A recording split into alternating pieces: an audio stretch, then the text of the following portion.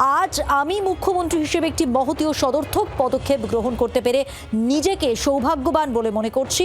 গত 9 আগস্ট 2024 সালে RG Kar medical college ও হাসপাতালে বোন অভয়ার নৃশংস খুন ও ধর্ষণের ঘটনায় তৎকালীন আরজিকরের সুপার সন্দীপ ঘোষের বিরুদ্ধে আইনি পদ্ধতি অনুযায়ী ইডিকে আইনানুগ ব্যবস্থা গ্রহণ করে দোষী সাব্যস্ত করার অনুমতি প্রদান করা হলো। আরজিকর দুর্নীতিতে এবার সন্দীপ ঘোষের বিরুদ্ধে আইনি পদক্ষেপের ছাড়পত্র রাজ্যের অনুমোদন দিলেন মুখ্যমন্ত্রী শুভেন্দু অধিকারী। দিন কয়েক আগে সিবিআইকে 3টি দুর্নীতি ক্ষেত্রে অনুমোদন দিয়েছিল রাজ্য। চার্জশিট পেশ করলেও সরকারি কর্মীর ক্ষেত্রে নিয়োগকর্তার অনুমোদন না মিললে চার্জশিটে আদালতে গ্রহণযোগ্যতা থাকে না। আর এই জায়গায় দাঁড়িয়ে যে খবর আসছে সে হলো সন্দীপ ঘোষের বিরুদ্ধে আইনি পদক্ষেপের ছাড়পত্র দেওয়া হলো রাজ্যের পক্ষ থেকে। অনুমোদন দিলেন মুখ্যমন্ত্রী শুভেন্দু অধিকারী। আরও একটু বিশদে জানবো, টেলিফোন লাইনে রয়েছেন প্রতিনিধি পিয়ালি মিত্র। পিয়ালি, কি খবর রয়েছে? দেখো, তুমি জানো যে কয়েকদিন আগে মুখ্যমন্ত্রী সাংবাদিক বৈঠক করে তিনি জানিয়েছিলেন যে 3টে মামলা, নিয়োগ দুর্নীতি মামলা, পুরসভার দুর্নীতি মামলা এবং সমবায় দুর্নীতি মামলা, এই 3টে মামলাতে তারা স্যাংশন দিচ্ছে সিবিআইকে। আজকে মুখ্যমন্ত্রী নিজে টুইট করে যেটা জানিয়েছেন যে তারা আরজিকরের যে দুর্নীতি মামলা, সেই মামলাতেও সন্দীপ ঘোষের বিরুদ্ধে দীর্ঘদিন ধরে আগে সরকারের কাছে আটকে থাকা স্যাংশন তারা দিয়েছেন। এই স্যাংশনটা অত্যন্ত গুরুত্বপূর্ণ। এর আগে এনফোর্সমেন্ট ডিরেক্টরেট তারা চার্জশিট পেশ করেছে ঠিকই, কিন্তু চার্জশিট পেশ করলেও কোনো সরকারি আধিকারিকের ক্ষেত্রে স্যাংশন লাগে। তার কারণ যদি স্যাংশন না থাকে তাহলে চার্জশিটটা আদালতে গ্রহণযোগ্য হয় না, এবং যেহেতু আদালতে গ্রহণযোগ্য নয় তাহলে পরবর্তী বিচার প্রক্রিয়া শুরু করা যায় না। ফলে এতদিন যে বিচার প্রক্রিয়া বা পরবর্তী যে পদক্ষেপ সেটা আটকে ছিল, আজকে ইডিকে কিন্তু রাজ্যের মুখ্যমন্ত্রী সেই স্যাংশনটা দিয়েছে। ফলে এখন কিন্তু আর পরবর্তী যে বিচার প্রক্রিয়া বা প্রক্রিয়া সেটা এগিয়ে নিয়ে যাওয়ার ক্ষেত্রে আর ইডির কোনো বাধা রইল না। ধন্যবাদ পিয়ালি। অর্থাৎ আরজিকর দুর্নীতিতে এবার সন্দীপ ঘোষের বিরুদ্ধে আইনি পদক্ষেপের অনুমতি দেওয়ার পরে ফেসবুক পোস্টও করেছেন মুখ্যমন্ত্রী শুভেন্দু অধিকারী। আর সেখানে তিনি কি লিখেছেন আপনাদের একটু জানিয়ে দেব। আজ আমি মুখ্যমন্ত্রী হিসেবে একটি মহতী ও সদর্থক পদক্ষেপ গ্রহণ করতে পেরে নিজেকে সৌভাগ্যবান বলে মনে করছি।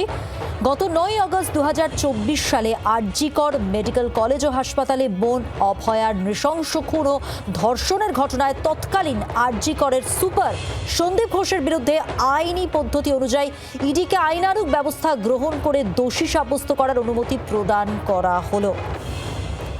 অর্থাৎ তৎকালীন রাজ্য সরকারের অনুমোদন যেখানে পাওয়া যায়নি, সেখানে আরজিকর দুর্নীতি মামলায় এবার সন্দীপ ঘোষের বিরুদ্ধে আইনি পদক্ষেপের অনুমোদন দিলেন মুখ্যমন্ত্রী শুভেন্দু অধিকারী।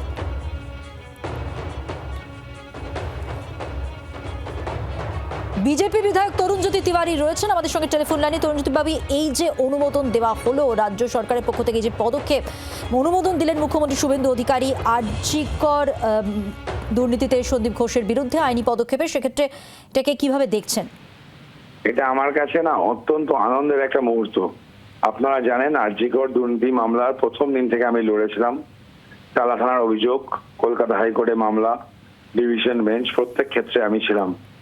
এবং তারপর রাজ্য সরকার অনুমোদন দেয়নি। সন্দীপ ঘোষের প্রতি বিশেষ প্রেম মমতা বন্দ্যোপাধ্যায় আমরা দেখেছিলাম, এবং আজকে অনুমোদন। এটা একটা আবেগঘন মুহূর্ত, একটা আনন্দের মুহূর্ত। আমার একটা খালি মনে হয় সমাজের জন্য কিছু করতে পারলাম, সমাজের জন্য একটা কিছু অবদান রাখতে পারলাম। এটা ব্যক্তিগত জয় বলতে পারি, সামাজিক জয় বলতে পারি। আমি আনন্দিত, আমি খুশি। প্রত্যেক চোরগুলো বারবার বেঁচে যায় সরকার অনুমোদন দেয় না বলে। এবার সময়টা পরিবর্তন হয়েছে, তার প্রমাণ পাওয়া যাচ্ছে আজকে। অনেক ধন্যবাদ।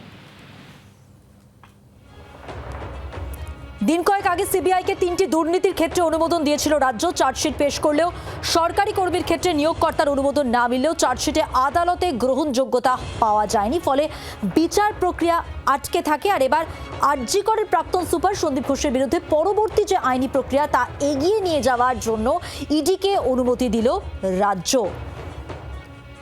আর যেমনটা আপনাদের একটু আগেও বলছিলাম, সন্দীপ ঘোষের বিরুদ্ধে আইনি পদক্ষেপের অনুমোদন দেওয়ার পরে ফেসবুকে একটি পোস্ট করেছেন মুখ্যমন্ত্রী শুভেন্দু অধিকারী। তিনি বলেছেন যে আজ আমি মুখ্যমন্ত্রী হিসেবে একটি মহতী ও সদর্থক পদক্ষেপ গ্রহণ করতে পেরে নিজেকে সৌভাগ্যবান বলে মনে করছি। গত 9 আগস্ট 2024 সালে আরজিকর মেডিকেল কলেজ ও হাসপাতালে বোন অভয়ার নৃশংস খুন ও ধর্ষণের ঘটনায় তৎকালীন আরজিকরের সুপার সন্দীপ ঘোষের বিরুদ্ধে আইনি পদ্ধতি অনুযায়ী ইডিকে আইনানুগ ব্যবস্থা গ্রহণ করে দোষী সাব্যস্ত করার অনুমতি প্রদান করা হলো।